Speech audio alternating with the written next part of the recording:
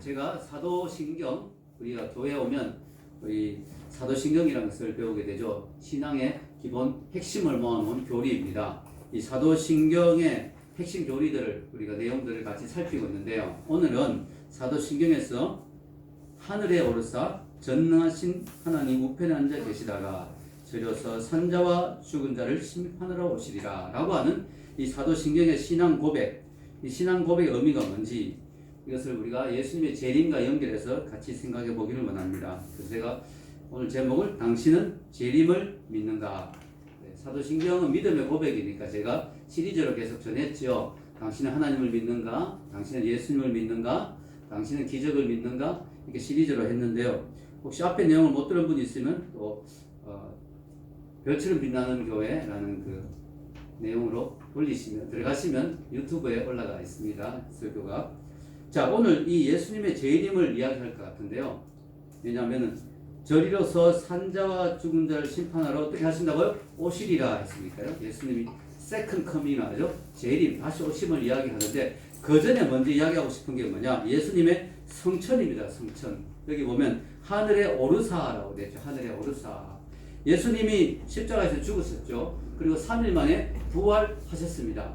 그 다음에 예수님이 어디 계신가요? 40일 동안 제자들을 만나시고 그 다음에는 올라가셨어요. 하늘로. 그래서 지금 예수님이 이 땅에 없는 거예요.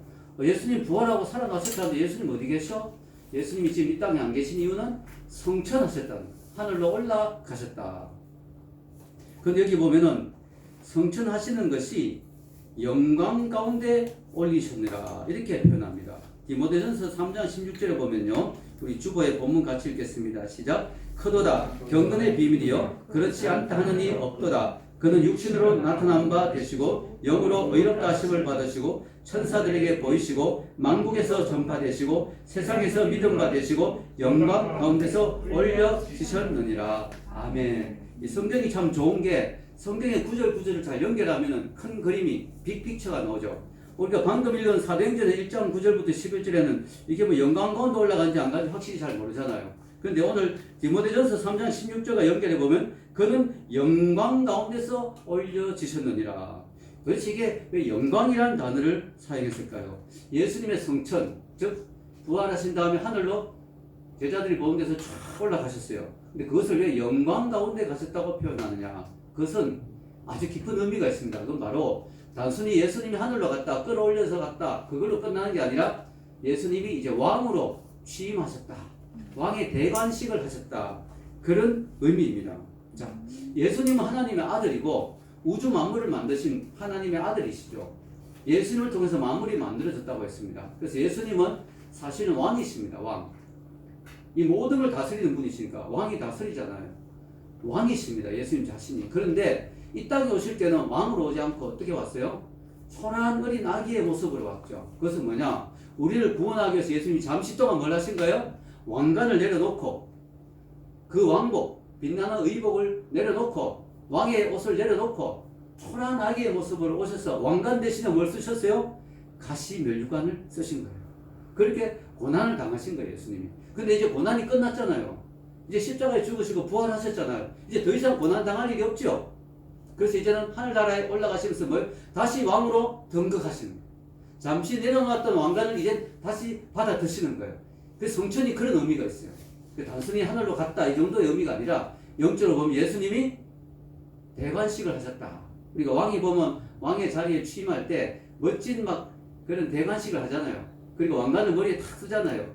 그런 것과 같은 것이라는 것이죠. 자, 싱글레어 퍼거슨이라는 분이 그의 책 익투스에서 다음과 같이 말합니다.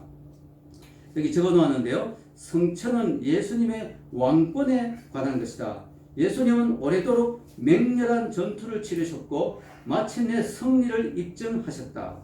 죄를 해결하셨고 무덤을 이기셨으며 어둠의 세력을 패배시키셨다. 그리고 이제 왕좌에 오르신다. 천사들이 그분께 절하기 위해 기다린다.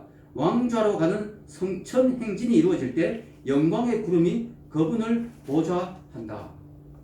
여러분, 제가 예수님을 믿은 지 오래됐는데 저도 사실은 올라가셨다는 건 알고 있었죠. 가셨구나 그 정도만 생각했지 이것이 왕으로서의 성천, 왕으로서의 취임식, 왕으로의 대관식이라는 것까지 생각을 못했어요. 근데 사도신경을 제가 전학에서 깊이 연구하고 책을 보다 보니까 정말 저보다 더 똑똑한 사람이 많더라고요. 예, 싱글레어 퍼거슨이라는 분이 그의 책에서 이렇게 설명을 해놓았는데요. 다른 책들을 또 몇 권 참고해 보니까 이런 관점이 맞더라고요. 예, 그래서 우리가 모르는 사실도 많이 깨닫게 되는 것 같아요. 예수님의 성천이 그토록 큰 의미가 있다. 영광의 구름 가운데 올라가셨어요. 그래서 여러분, 예수님의 성천이 영광이 된다는 사실이 성경에 사실은 많이 나옵니다. 살펴보면 베드로전서 3장 22절에 보면요, 같이 한번 읽겠습니다. 그는 하늘에 오르사 하나님 우편에 계시니 천사들과 권세들과 능력들이 그에게 복종하느니라. 예, 여러분, 그 천사들과 이 권세들 그리고 능력들이 그에게 복종한다. 이 대단한 영광이죠. 대단한 권세고 대단한 지위죠. 이 영광의 자리에 가셨다는 거예요. 하나님 우편에 앉으시면서 그런 영광을 누리시게 됐다. 또 영광이란 말이 또 나옵니다. 히브리서 1장 3절 읽겠습니다. 이는 하나님의 영광의 광채시요 그 본체의 형상이시라. 그의 능력의 말씀으로 만물을 붙드시며 죄를 정결하게 하는 일을 하시고 높은 곳에 계신 지극히 크신 이의 우편에 앉으셨느니라. 아멘. 여기도 보면 예수님이 하나님의 영광의 광채시다. 이렇게 나오죠. 하나님의 영광의 광채시고 그 본체 형상이다. 즉 하나님 자신이다. 하나님의 그 모든 영광과 본질을 그대로 갖고 계신 분이 예수님이다. 제가 저번에 이야기했죠. 예수님이 하나님의 아들이란 말은 하나님에게서 태어났다는 의미보다는 하나님과 똑같은 하나님이시다. 이런 의미죠. 우리가 개를 아무리 사랑해도 아이를 놓으면 개가 안 태어나고 사람이 태어나잖아요. 개는 개를 낳고 사람은 사람을 낳는 거예요. 그래서 하나님에게서 하나님의 아들이 있다는 것은 하나님과 똑같은 하나님이라는 것이죠. 그분이 하나님의 영광을 가진 분이 잠시 내려놓았습니다. 이 땅에 와서 잠시 고난을 당했습니다. 고통을 당했습니다. 그러나 이제 성천하셨다는 것은 뭐예요? 자신의 사명을 완수했다는 뜻이죠. 사명을 완수하고 돌아왔다는 거죠. 이 땅에서 받아야 될 모든 고통과 수고를 끝내셨다는 걸 의미합니다. 특별히 예수님이 하늘나라 가셔서 지금 어디 계십니까? 하나님 보좌 우편 앉아있다. 자, 여러분, 우편이라는 것은 뭐냐면 성경에서 능력과 권세를 의미합니다. 그리고 하나님과 가까이 있다는 걸 의미하죠. 그리고 하나님의 모든 권세를 가지고 있다. 우리 이런 말 마셔. 쟤는 내 오른팔이야. 예, 그런 말하고 좀 비슷한데요. 하나님 우편에 앉아있다는 것은 상징적으로 하나님과 같은 권세를 누리고 있다. 예, 하나님의 영광을 누리고 있다 하는 뜻이 됩니다. 그런데 재미있는 것은 앉으셨다. 이런 걸 우리가 아무 생각 없이 봐요. 보좌에 앉으셨구나. 근데 이 앉았단 말도 엄청난 의미가 있습니다. 왜냐하면요, 예수님이 메시아라 그랬잖아요. 메시아란 말의 의미가 뭐예요? 기름 부음 받은다, 그죠? 기름 부음을 받았다. 구약에서는 세 종류의 사람들이 기름 부음 받았죠. 왕, 제사장, 선지자. 근데 제사장, 예수님은 왕이면서 제사장이면서 선지자예요. 이 세 가지를 다 누리는 분은 예수님밖에 없는데 예수님이 제사장이기도 하잖아요. 근데 제사장의 특징은 뭐냐면 의자가 없어요. 이런 성막, 성소를 이렇게 구약에 나오잖아요. 하나님이 성막을 이렇게 만들어, 성소를 이렇게 만들어 쭉 나오죠. 거기 보면 성소 안에, 특히 지성소 안에 의자가 없습니다. 왜 그러냐? 제사는 계속돼야 되겠다. 예, 제사가 완성했다. 이제 제사를 완성했다. 이건 없어요. 제사는 계속돼야 돼요. 히브리서 10장 11절에서 12절 읽겠습니다. 제사장마다 매일 서서 섬기며 자주 같은 제사를 드리되 이 제사는 언제나 죄를 없게 하지 못하더니와 오직 그리스도는 죄를 위하여 한 영원한 제사를 드리시고 하나님 우편에 앉으사. 제사장마다 앉을 수가 없어요. 매일 서서 섬기며 자주 같은 제사를 자꾸 드려야 됐어요. 왜냐? 죄를 계속 인간이 지으니까 죄를, 그 인간의 죄 때문에 동물을 잡잖아요. 동물의 피를 흘리잖아요. 근데 또 죄를 지어 인간이. 그럼 또 동물의 피를 흘려야 돼요. 끊임없이 흘려야 돼요. 동물의 피는 완벽하지가 않거든요. 인간의 죄를 완벽하게 영원히 없애주지 못하거든요. 그러니까 자꾸 제사를 드려야 되니까 상징적인 의미로 제사장은 앉지 않습니다.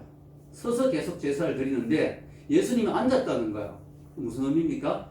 예수님이 이 땅에 제사장으로 오셔가지고 그전에 제사장들은 동물을 죽였는데 이제는 이 제사장은 자기 몸을 희생제물로 내놓았어요. 예수님이.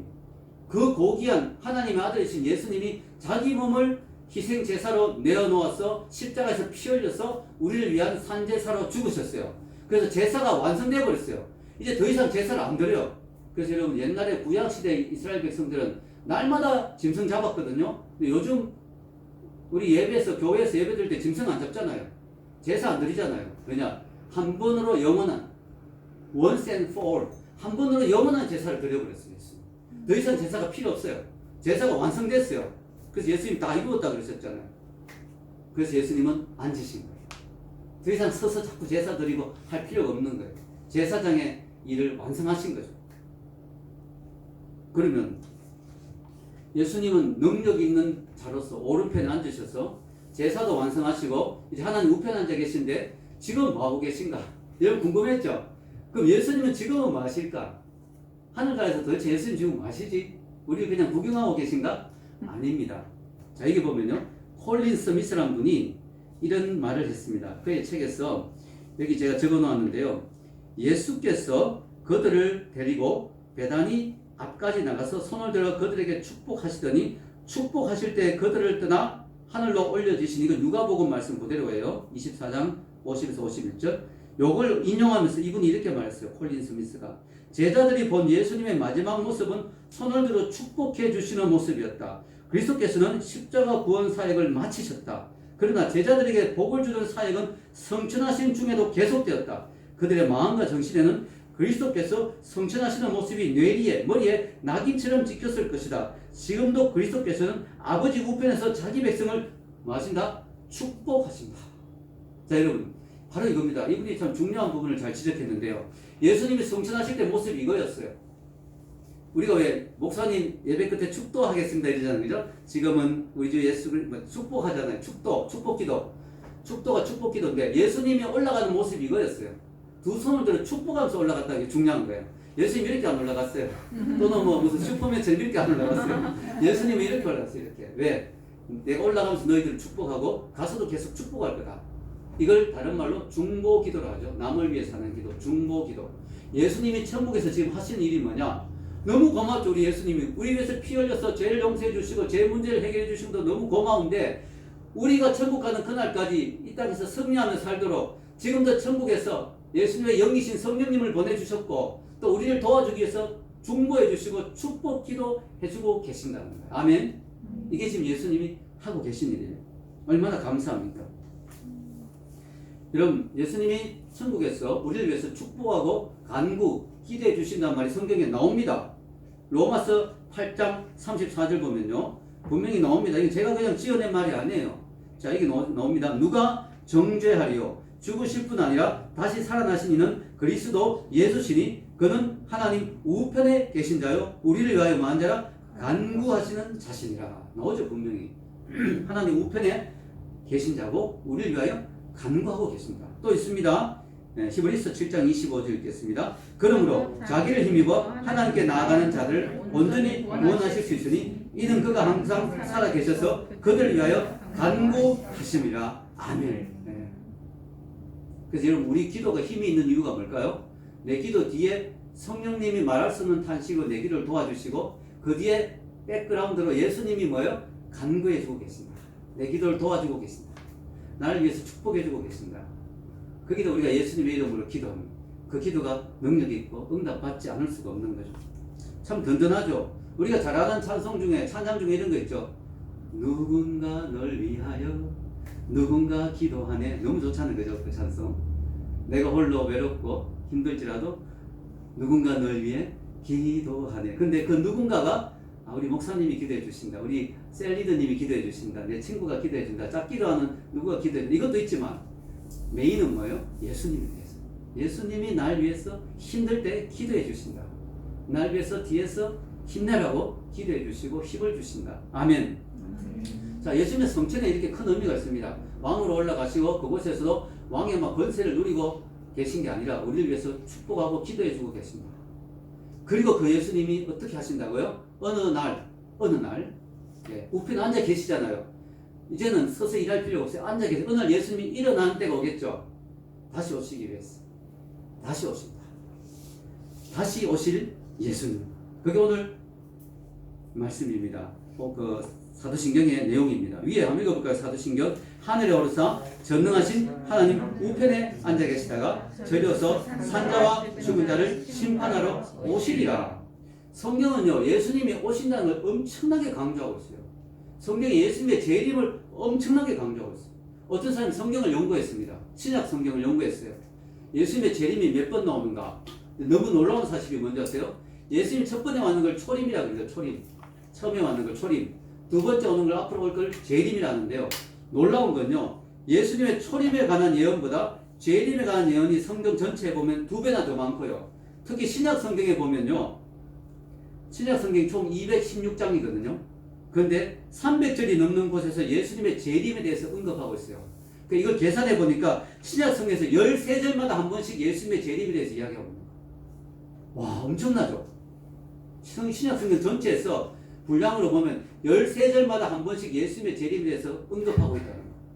그 정도로 예수님의 재림이 정말 중요한 거예요. 그래서 우리는 보통 재림에 관심 별로 안 가지잖아요. 심지어는요, 재림에 관한 이야기하면 이단 아닌가? 이러죠. 이단들이 워낙 이 재림 가지고 이단 짓을 많이 해가지고, 또 우리나라에 특히 뭐 휴거 예수님 오신다 10월 28일 뭐 이런 게 있어가지고, 한번 사람들이 속아봐가지고 막 자꾸 안 믿고 막 이단 짓하게 생각하는데요. 예. 그 마귀가 하는 짓이 그런 겁니다. 자꾸 가짜 예언을 하게 해서 사람들이 이제는 진짜를 말해도 안 믿게 만들려고, 예수님은 곧 오신다 이런 말도 또 그런 소리 한다 이렇게 하게 만들려고 마귀가 그런 건데요. 중요한 건 뭐냐? 진짜 성경은 재림을 중요하게 여깁니다. 재림, 예수님의 재림에 대해서 분명히 이야기합니다. 그래서 우리가 여기에 대해서 관심을 가져야 돼요. 물론 우리가 막 재림 때문에 두려워서 막 너무 무섭다, 예수님은 곧 오실 거니까 공부도 때려치우자 이런 식으로 되면 이거는 이단적인 잘못된 종말론이고, 건강한 종말론은 뭐냐? 재림 때문에 우리가 더 긴장하고 더 영적으로 바로 사는 거죠. 그러나 중요한 건 우리가 준비하는 마음이 있어야 된다. 그럼 여러분 궁금한 거는, 지구가 넓잖아요. 지구가 엄청 크잖아요. 예수님이 재림할 때 어디로 오실까 되게 궁금하죠. 뉴욕에 오실까? 아니면 한국에 오실까? 서울에 오실까? 대구에 오실까? 부산에 오실까? 어디 오실까? 아프리카에 혹시 오시는가? 성경에 나와 있어요. 어디 오시는지. 예수님 재림 장소가 나와 있어요. 너무 놀랍죠? 스가랴서 14장 4절에 써져, 구약 스가랴서. 너무 신기한 게 성경이 이렇게 다 연결되어 있어요. 그날에 그의 발이 예루살렘 앞 곧 동쪽 어디? 감람산, 올리브 마운틴, 그죠? 예수님이 기도했던 그 감람산, 겟세마네 동산에 있는 그 감람산에 서실 것이요. 감람산은 그 한가운데가 동서로 갈라져 매우 큰 골짜기가 되어서 산 절반은 북으로 절반은 남으로 옮기고, 예수님이 감람산에 딱 재림하는 순간에 쫙 산이 쪼개진다. 그 산 골짜기는 아셀까지 이를지라. 너희가 그 산 골짜기로 도망하되 유다왕 우시아 때 지진을 피하여 도망하던 것 같이 하리라. 나의 하나님 여호와께서 임하실 것이요 모든 거룩한 자들이 주와 함께 하리라. 이제 예수님이 재림할 때 거룩한 자들이 같이 오는 거예요. 먼저 죽었던 자들이, 먼저 휴거됐던 자들이 예수님과 같이 오는 거죠. 그죠? 그래서 예수님의 재림 때 먼저 죽은 자들이 예수님과 함께 오는 거죠. 그래서 이런 부활 그림 같은 거 이렇게 화가가 그리는 거 보면 예수님 오신 천사도 사람들도 막 많잖아요. 그게 이제 천군천사와 함께 또 먼저 죽은 자들 같이 예수님이 우리를 데리러 오시는데요. 그 오시는 방식도 어떤 식으로 오시는가 나옵니다. 그죠? 마태복음 24장 27절에 보면 예수님이 이렇게 말씀하십니다. 번개가 동편에서 나서 서편까지 번쩍임 같이 인자의 임함도 그러하리라. 그러니까 예수님이 번개가 번쩍이면 순식간에 오신다는 거죠. 번개가 번쩍하잖아요. 그리고 번개가 치면 막 지구상에서 다 볼 수 있잖아요. 번개가 큰 게 팍 치면은 여러 곳에서 동시에 볼 수 있잖아. 그렇게 예수님이 모든 사람이 다 볼 수 있는 그런 상황에서 번쩍하면서 오신다는 거예요. 근데 어떻게 오시냐? 구름을 타고 오신다. 자, 마태복음 24장 30절 읽겠습니다. 그때 인자의 징조가 하늘에서 보이겠고 그때 땅의 모든 족속들이 통곡하며 그들이 인자가 구름을 타고 능력과 큰 영광으로 오는 것을 보리라. 예, 이 주보 뒷면에 나왔죠. 자, 예수님이 구름을 타고 오신다. 이것도 잘 모르면 예수님의 선호곡인가? 구름을 타고 오시지? 근데 구름은 성경에서 영광을 의미합니다.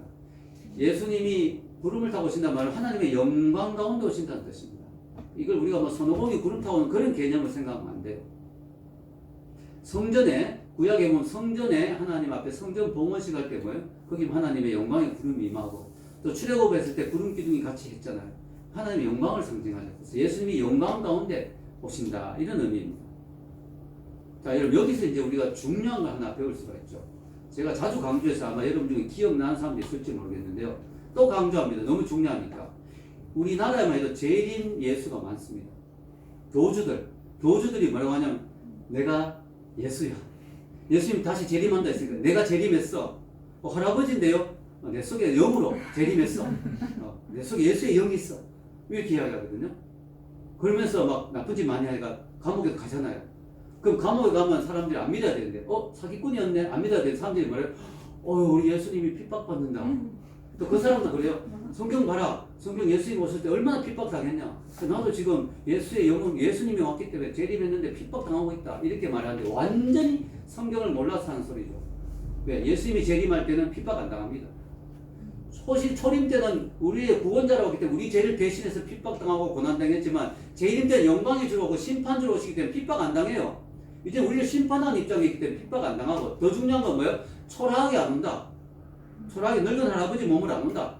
뭐요? 영광 가운데 구름을 타고 번개가 번쩍이듯이 사람들이 막 와 저분이 하나님이시구나 하고 알 정도로 오시지 초라하게 와서 그렇게 안 한다는 거죠. 요거만 알아도 이단에 안 빠진다는 거예요. 그래서 제가 이거 평생 기억하라고 제가 외우기 좋게 뭐예요? 초림 때는 초라하게 오시고 재림 때는 제대로 오신다. 이렇게 외워놔요. 이렇게 외워놔야 된다.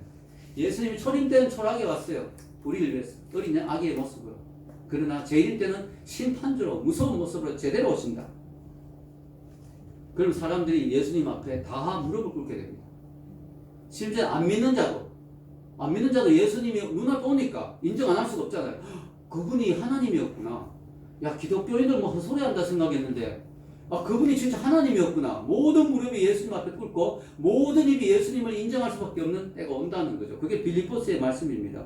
빌립보스 2장 9절에서 11절 읽겠습니다. 이러므로 하나님이 그를 지극히 높여 모든 이름 위에 뛰어난 이름을 주사 하늘에 있는 자들과 땅에 있는 자들과 땅 아래에 있는 자들로 모든 무릎을 예수 이름에 꿇게 하시고 모든 입으로 예수 그리스도를 주라 시인하여 하나님 아버지께 영광을 돌리게 하셨느니라.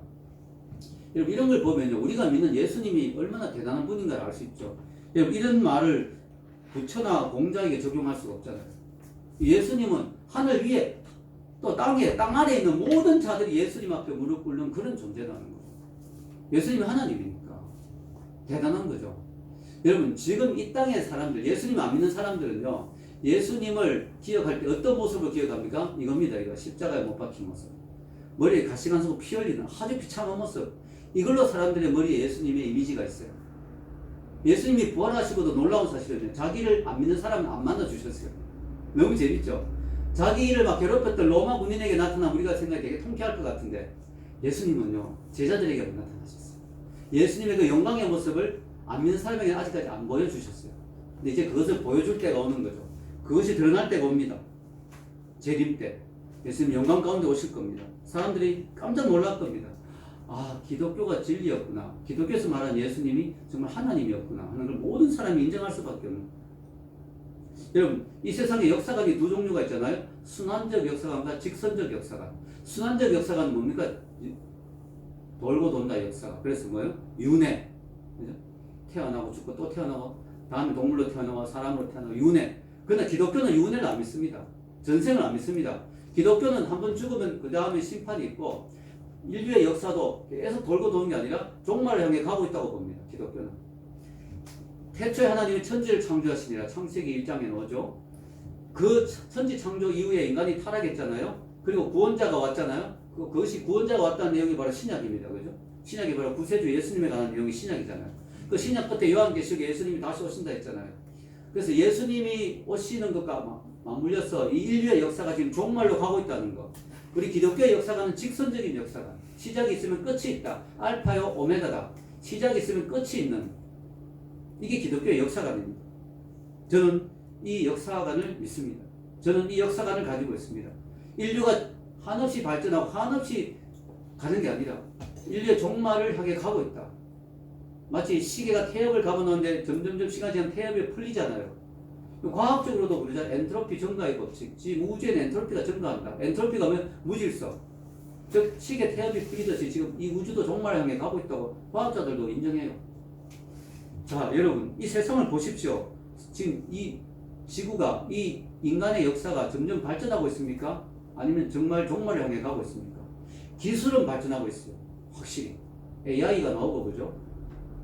뭐 너무 첨단 과학 기술이 발전하는데 세상은 이상하게 더 종말을 향해 가고 있어요. 더 엽기적인 끔찍한 범죄들이 나오고 있고, 사람들이 더 사랑이 식고, 더 막 성적으로 타락하고, 또 막 이상한 짓을 하고, 그죠? 전쟁과 난리의 소문은 더 심하고, 더 많은 사람들이 굶주리고 있고, 질병은 더 이상한 질병, 옛날에 상상도 못했던 이런 코로나, 이런 게 막 나오죠.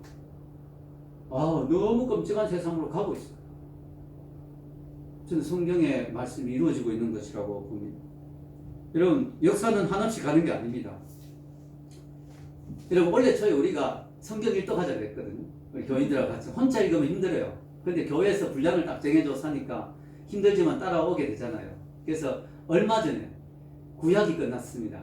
아마 여러분 가운데 구약까지 읽었는 분들 아주 기쁜 분들이 많이 있을 거예요. 야, 내가 구약까지 읽었구나.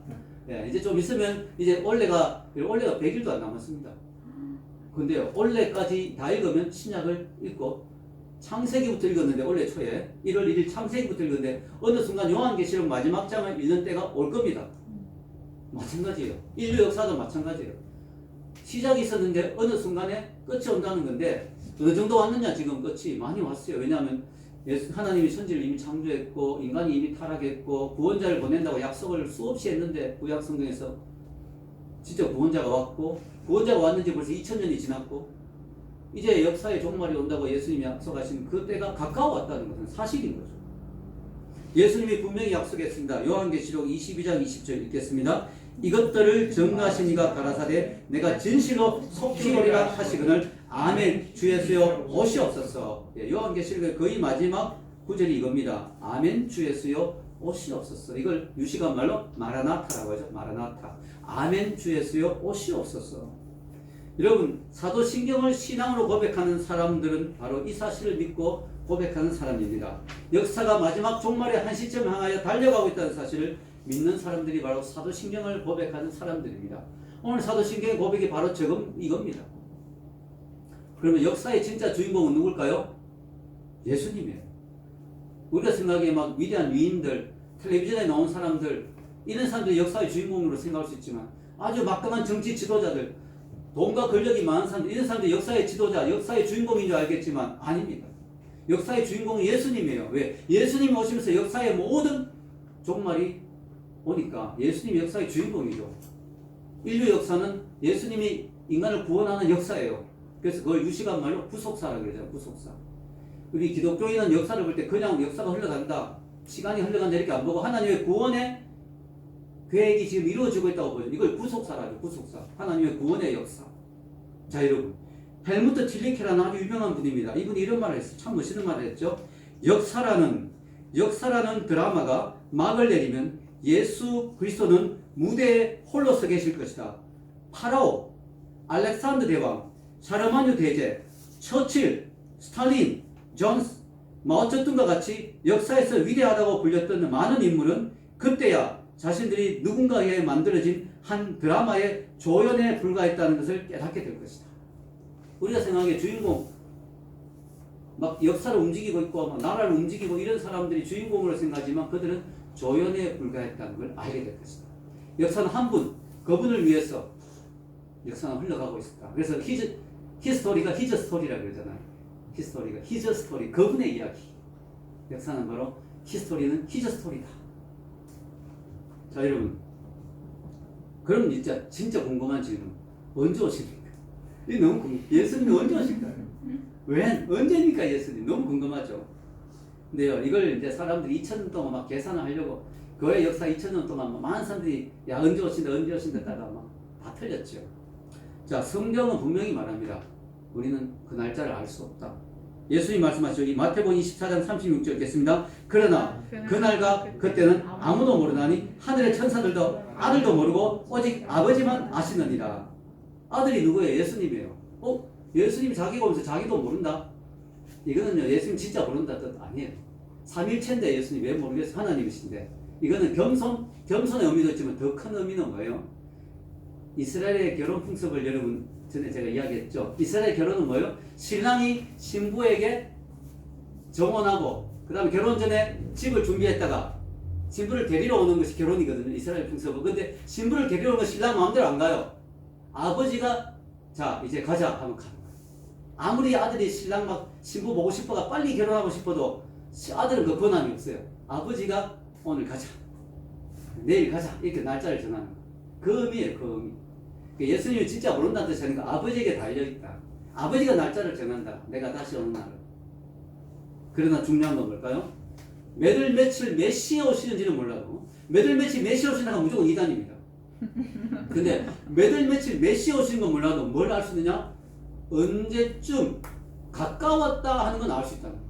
예수님 종말의 징조들을 많이 이야기하셨거든요. 자, 여기 보면 마태복음 24장 5절에서 8절 읽겠습니다. 많은 사람이 내 이름으로 와서 이르되 나는 그리스도라 하여 많은 사람을 미혹하리라. 난리와 난리 소문을 듣겠으나 너희는 삼가 두려워 말라. 이런 일이 있어야 하되 끝은 아직 아니니라. 민족이 민족을 나라가 나라를 대제가 일어나겠고 첫째 기근과 지진이 있으리니 이 모든 것이 재난의 시작이니라. 역병이 있다는 질병이 막 요즘 번지는 그것도 예수님이 하신 말씀 중에 있고요. 자, 중요한 건 뭐냐? 지진, 기근, 굶주리는 거, 그 다음에 난리, 그 다음에 적그리스도, 예수님이라고 막 가짜로 말하는 적그리스도 같은 가짜 이단들, 이런 게 많이 나온다는 거예요.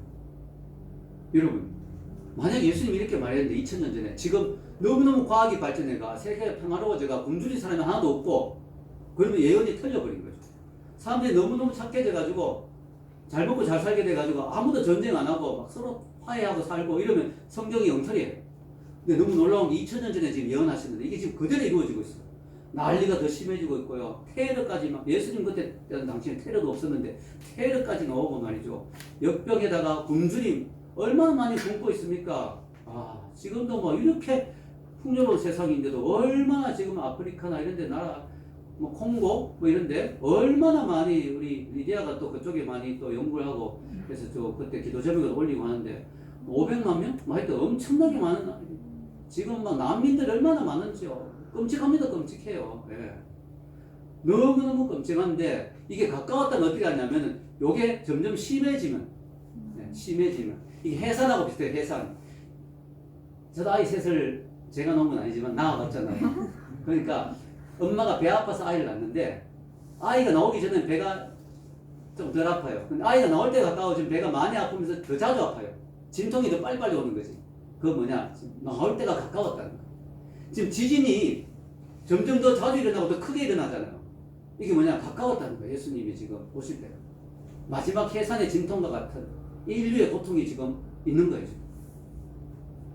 그리고 또 하나의 예수님이 오시면 알 수 있는 그 하나의 중요한 사인이 뭐예요? 마태복음 24장 14절이죠. 시작. 이 천국 복음이 모든 민족에게 전거되기 위하여 온 세상에 전파되리니 그제야 끝이 오리라.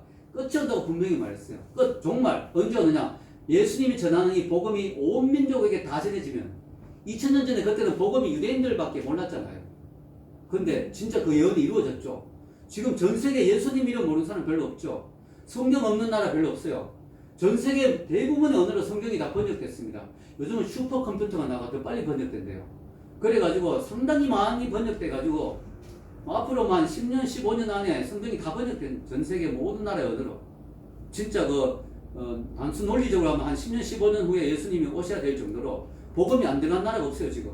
그 정도로 지금 엄청나게 예수님이 오실 때가 가까웠습니다. 자, 그러면요. 이거 기독교인들이 하는 소리지 안 믿는 사람들은 그래 생각 안 할 걸. 종말이 가까웠다고. 아니요.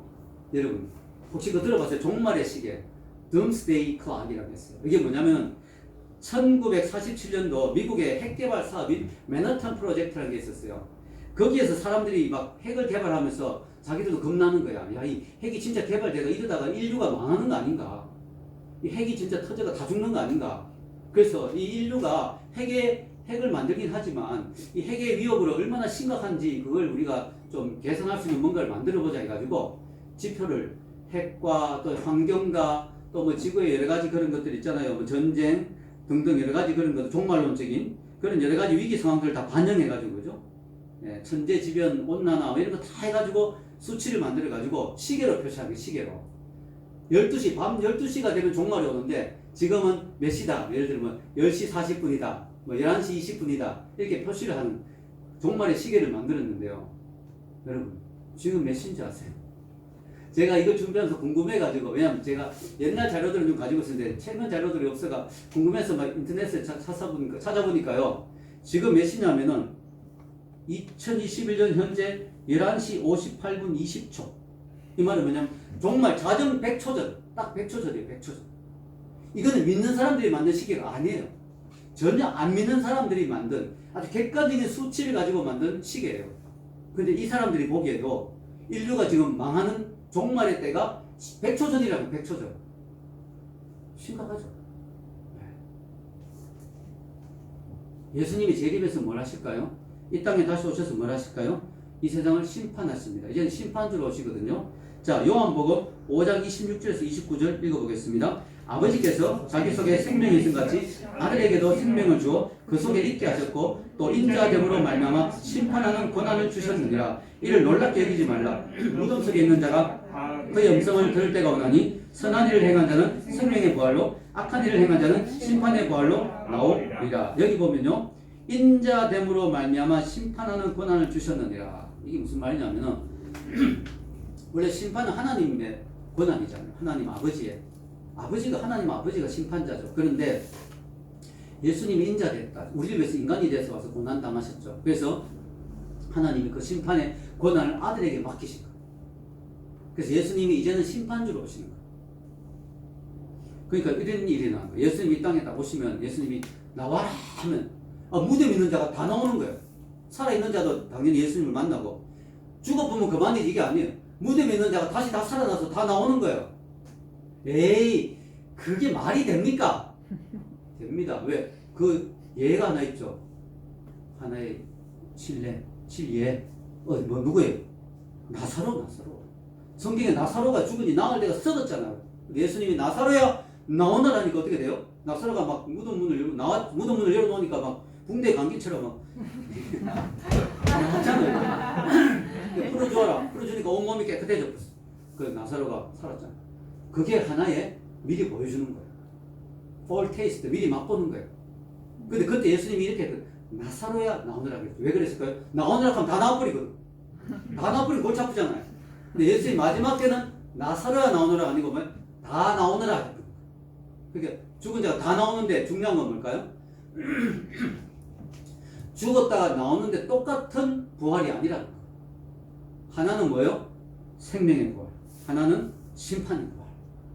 그러니까 똑같은 부활이 아니라는 게 중요합니다. 여러분이 예수님을 안 믿고 그냥 죽으면 심판의 부활로 나오는 거예요. 여러분이 지은 죄로 인해서 다 심판받을 수밖에 없어요. 물론 여러분 죄를 하나도 안 지고 깨끗하다면 심판 안 받겠지. 그러나 이 세상에 죄가 하나도 없는 사람이 어디 있어요? 그죠? 누군가를 미워하고 시기하고 다투고 질투고 나쁜 마음 품고 우리 얼마나 마음으로 죄를 많이 짓습니까? 실제로 짓기도 하고. 우리 죄인이거든. 그러니까 예수님 없이 그냥 죽으면 뭐예요?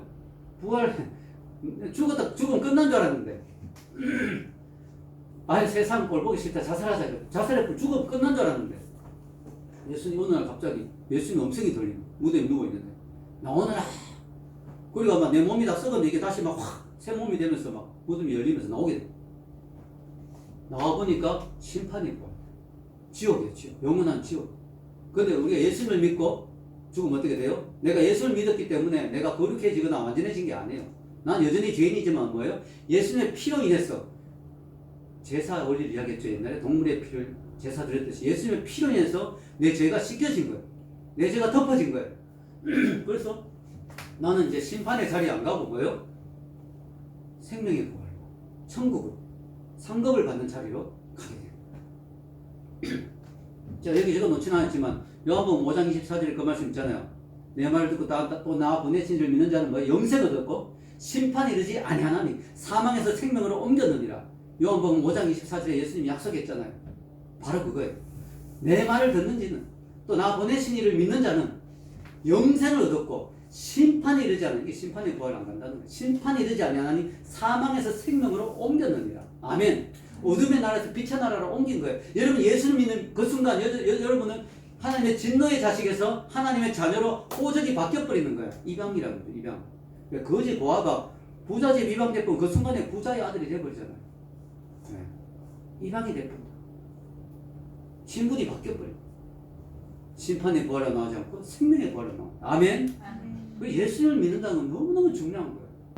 이건 뭐 그냥 이게 너무너무 중요한 거죠. 여러분 어떤 부활로 나오고 싶습니까? 성경은 분명히 말합니다. 데살로니가후서 1장 7절에서 8절 읽겠습니다.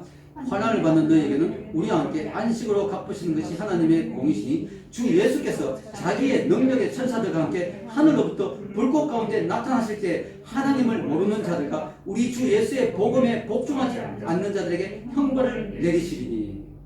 하나님을 모르고 하나님을 안 믿는 자들, 그리고 복음에 복종하지 않는 자. 복음이 굿뉴스거든요. 복음, 예수님이 우리를 위해 죽으셨다는 그 복음, 이것에 복종하지 않는 자, 이것을 거부하는 자들에게는 심판을, 형벌을 내리신다. 여러분, 이 복음이 중요한 거예요. 기독교의 복음이 중요한 거예요. 여기 분명히 나오잖아요. 복음을 거부한 자는 심판이 있다. 그래서 여러분, 복음이 영어로 뭐예요? 굿뉴스예요. 굿뉴스는 어떤 사람에게는 배드뉴스예요. 배드뉴스. 왜? 심판이 있으니까. 굿뉴스를 거부하면 그 사람에게는 심판이 있으니까 그 사람에게는 배드뉴스죠. 모든 사람에게 굿뉴스가 아니에요. 받아들인 사람에게 굿뉴스지만 받아들이지 않은 사람에게 심판이 있을 거라는 그 경고이기 때문에 이건 배드뉴스죠. 여러분, 예수님이 다시 오실 때 예수님은 초라한 모습이 아닙니다. 십자가 못 박힐 때 그 피 흘리고 비틀거리는 그 모습이 아닙니다. 예수님이 부활하신 모습이 어떤지 성경에 나와 있습니다. 요한이 요한계시록에서 환상 가운데 예수님을 만났어요. 이 예수님은 부활하신 예수님이었어요. 요한계시록 1장 13절에서 16절 읽겠습니다. 초태사에 인재 같은 이가 발에 걸리는 옷을 입고 가슴에 금띠를 띠고 그의 머리와 털에 희귀가 흰 양털 눈 같으며 그의 눈은 불꽃 같고 그의 발은 풀무불에 관련한 빛난 주석 같고 그의 영성은 많은 물소리와 같으며 그의 오른손에 7별 있고 그의 입에는 좌우에 날쌘 검이 나오고 그 얼굴은 해가 힘있게 비치는 것 같더라. 우리가 해만 해도 제대로 못 쳐다보죠. 눈이 부셔서. 근데 예수님은 해같이 빛나면서 그 눈이 불꽃 같고 그의 손에 그의 입에서 검이 나오고 무섭죠. 이 심판의 예수님 무서운 분입니다. 여러분, 최후의 심판이 없는 게 좋겠습니까? 너무 무섭다. 우리 종말도 없고 심판도 없고 지옥도 없었으면 얼마나 좋을까. 여러분, 그렇지 않습니다. 사람들이 만약에 심판이 없다면, 지금도 이렇게 죄를 짓고 이렇게 엉망으로 사는데 심판까지 없다면, 지옥까지 없다면 인간들이 얼마나 더 죄를 지을까요? 이 땅 자체가 지옥으로 바뀔 거예요. 그래도 인간이 기본적으로 양심이라는 게 있고 기본적인 두려움은 있잖아요. 내가 이래 살면 안 되는데 죄를 지면 안 되는 약간 있거든요. 나쁜 사람들도. 근데 그것까지 없고 종말도 없고 지옥도 없고 심판도 없다면 이 땅이 먼저 지옥이 될 거예요. 찰스 콜슨이 이렇게 말했습니다. 지옥 개념은 우리 삶에 의미를 부여합니다. 그것은 우리가 매일 내리는 도덕적 선택들에는 영원한 중요성이 있고 우리의 행동에는 영원까지 이르는 결과가 따르며 하나님이 우리의 선택을 진지하게 여기신다고 말해준다. 이 땅에는 정의가 완전히 서지 않습니다. 억울한 일도 많습니다. 공의가 서지 않습니다. 어떨 때 심판이 잘못될 때도 있습니다.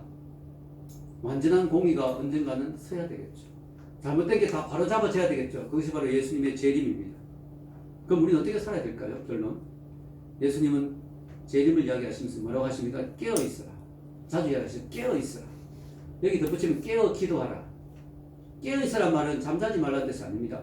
긴장감을 늦추지 말아요. 긴장감을 늦추지 마라. 깨어있으라. 주님이 오늘 밤에 오실 수 있다는 생각을 가지고 늘 긴장감을 늦추지 마라. 왜냐? 이 세상은 너무너무 바쁘게 돌아가거든요. 그러니까 멍하게 있다가요 예수님 생각도 할 시간도 없어요. 그죠? 하나님 예수님이 재림 이런 거 생각할 여유가 없죠. 세상이 얼마나 바쁩니까? 또 뭐요? 이 세상이 얼마나 화려합니까? 얼마나 유혹이 많습니까? 더군다나 유튜브까지 나와가지고 볼 게 얼마나 많은지 이런 거 유튜브 한번 보면 2시간, 3시간 금방 갑니다. 이제 여러분 깨어있지 않으면, 긴장하지 않으면 우리는 정말 천국 이런 거 생각 안 하고 사는 거예요. 그럼 우리가 영원히 살면 괜찮은데 우리 다 죽잖아요. 여기 앉은 여러분들 100년 이상 못 살잖아요. 종말이 곧 다가올 텐데도 우리는 깨어있지 못하거든요. 대부분 휩쓸리거든요. 그러니까 우리가 깨어있어야 돼요. 긴장하고 살아야 된다는 거죠. 자, 여러분, 누군가 이런 말 했습니다. 주님의 재림이 얼마나 가까웠습니까? 여기에 대한 답은 뭘까요? 어제보다 하루 더 가까웠습니다. 이게 정답이에요. 주님의 재림이 얼마나 가까웠습니까? 이제 잘은 모르겠지만 언제 오실지 모르겠지만 어제보다 하루 더 가까워진 건 사실입니다. 기억이 있어야 되겠습니다.